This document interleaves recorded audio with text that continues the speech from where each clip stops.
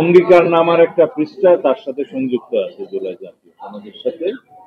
তবে সেই জুলাই জাতীয় সনদের অংশ হবে কিনা অঙ্গীকারনামা সেটা আমরা এখনো জানি না। সে অঙ্গীকারনামার বিষয়ে কিছু অবজারভেশন আমাদের আছে, সেটা আমরা জানাবো।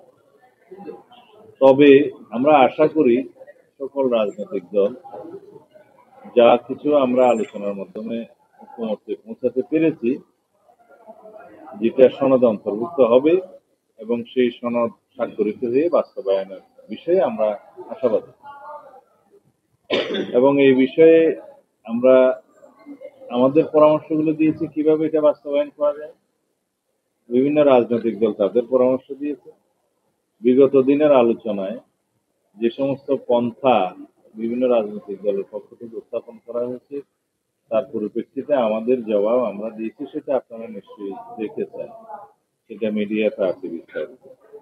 এর বাইরেও আমরা প্রস্তাব রেখেছি, যদি আরো কোনো আইনানুগ পন্থা, বৈধ এবং সাংবিধানিক পন্থা খুঁজে বের করা যায় তাহলে আমরা সেটাও মেনে নেব।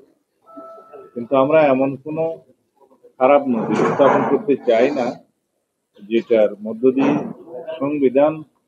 সংবিধানের সংশোধনী আনয়নের জন্য কোনো এক্সট্রা কনস্টিটিউশনাল অর্ডার বা স্পেশাল কনস্টিটিউশনাল অর্ডার বা প্রোক্লামেশনের মধ্য দিয়ে আইনি পন্থার বাইরে সংবিধান সংশোধনের পরিবর্তনের কোনো নজির সৃষ্টি হোক, সেটা আমরা চাই না।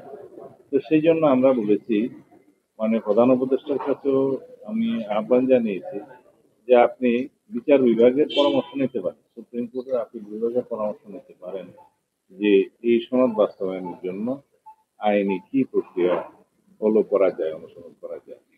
অথবা এর বাইরেও যদি কোনো আইনানুগ কোনো প্রক্রিয়া বের করা যায় তাতেও আমরা একমত হব।